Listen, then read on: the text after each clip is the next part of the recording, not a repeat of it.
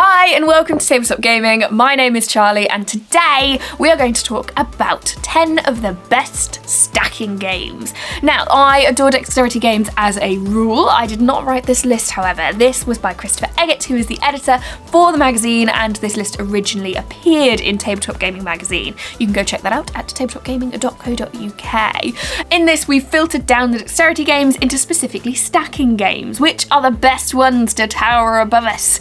And we've not even included Jenga. We've just got lots of different options for you. So, without further ado, let's dive right in and take a look at 10 of the best stacking games. Number 1 is junk art. Now, art is subjective, but no, this is definitely junk. Now, as you sort of almost come to expect with games of this style, there are multiple modes. Players are traveling the world trying to create the most beautiful junk art, but obviously allocating space is often an issue, and sometimes it might be that you have to sacrifice one way of scoring in order to place a piece that you have that you must do so. But maybe that puts you in the realm for another realm of scoring. You're going to have to keep an eye on what you're doing, build cleverly, and create beautiful artwork at the same time. This has some really nice components, and you end up with a really cool tower at the end. What's not to love? In at number 2 is Rhino Hero Super Battle. We had to have Rhino Hero in. That's sort of the next one that you think of after Jenga when you think of like stacking-y games, or tall games, or any of the like. This, obviously, you're building your tower, usually out of sort of some rickety cardboard, and you're going to be attempting to move your meeple up. However, if you come across another meeple, a fight ensues, and if you lose, you go down a level. Someone else is there, you're gonna have to fight again, and so on until everyone has moved as they should. And of course, that stacked up tower is a little bit wobbly, and if you knock it over, you lose. So be very, very careful with this game, but it's a really lovely family-friendly one that you can get everyone involved in. And at number 3 is Tuki. I have been eyeing this game for so long. You are given a shape or a format in which you are to place your different blocks to create that. Now, all puzzles are solvable, but as you go through, you start to wonder if it really is possible, with different game modes as well. So you can play against your opponents, for example, quite easily, or you can just do it for the fun of it. In at number 4 is Men at Work. Now, this is a sort of throw health and safety out of the window style thing. I have a piece and I have to place it, based, of course, on the card that I overturn.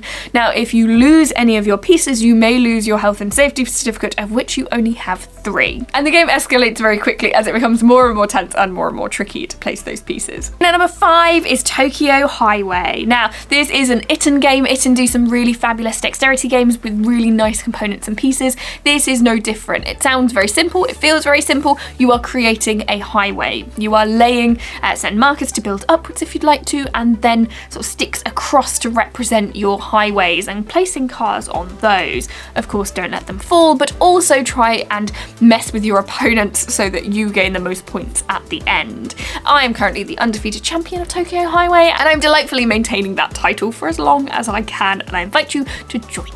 Number 6 is Beasts of Balance. This is a really interesting stacking game alongside sort of an AR that accompanies it. So you're going to be placing different beasts of all natures upon each other. Now, much of the enjoyment comes this not from necessarily the stacking, but from what the app offers you in terms of changes that you can make and the cool creations that come out of it. I don't want to spoil anything too much, but it really is one to check out, and family friendly as well. And number 7 is Animal Upon Animal. Have are very good at games like this, and it is as it sounds. You're going to be stacking animal meeples atop each other and hoping that they don't fall. It is pretty much as simple as that, but that doesn't mean that it's easy, because those creatures are not shaped how you would like them to be, and it does make for awkward placing too. This is one of those that's perhaps the most simple of the games, making it again very family friendly, very easy to explain to younger audiences, but not easy, as I say. So come for the cute meeples and stay for the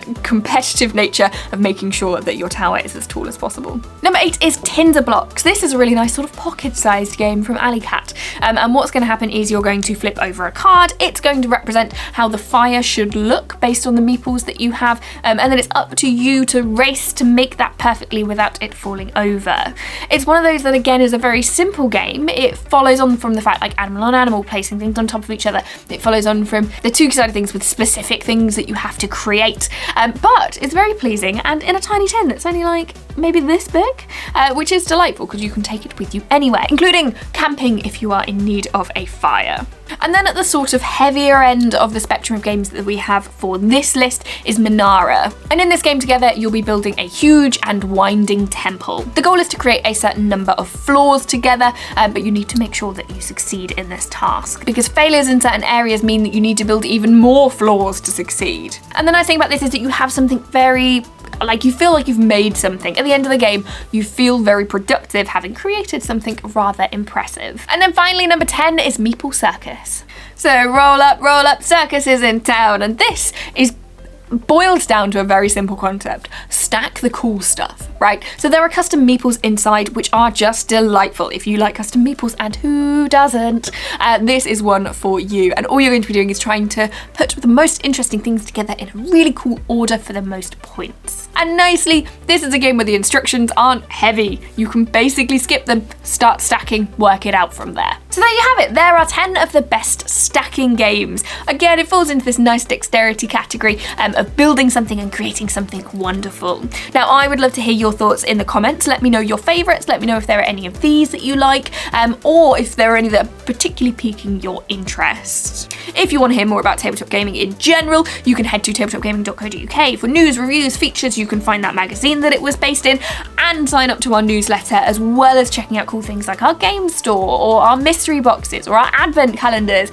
Amazing stuff, all included on that one website.